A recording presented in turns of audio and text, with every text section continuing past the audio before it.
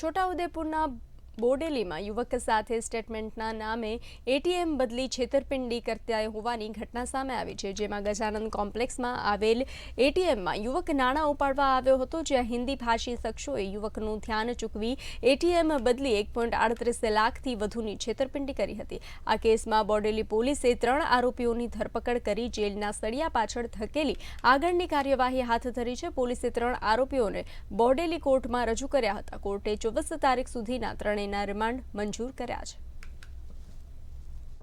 ભૂપેન્દ્ર કુમાર રાજેશભાઈ રાઠવા એ ગજાનંદ કોમ્પ્લેક્સમાં પૈસા ઉપાડવા ગયા હતા, ત્યારે તે અજાણ્યા ઇસમો આવી કે તમારું સ્ટેટમેન્ટ કાઢવું પડશે એવી એમને જણાવેલું, અને આ પકડાયેલા આરોપી એક આરોપી એટીએમની બહાર હતો અને 2 આરોપી એટીએમની અંદર હતા, અને એમને હાથ ચાલાકીથી ફરિયાદી પાસેથી એટીએમ કાર્ડ બદલી લીધેલું અને એનો પાસવર્ડ જાણી લીધેલો, અને આ રીતના 1,37,000 રૂપિયા ઉપાડી લીધેલા।